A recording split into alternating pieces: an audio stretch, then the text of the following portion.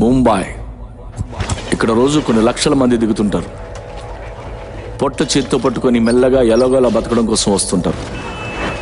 ఇప్పటి వరకు అందరూ అలా వచ్చిన వాళ్లే, ఒక్కడు తప్ప.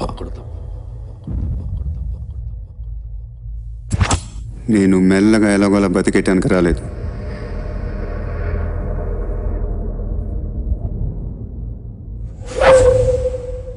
ముంబైని ఉచ్చపోయించడానికి వచ్చాను. ये मुंबई शहर को पेशाब करवाने आया हूँ. इस दुनिया में जितने के सिवा मैंने कुछ जाना नहीं सीखा नहीं. देखो मैं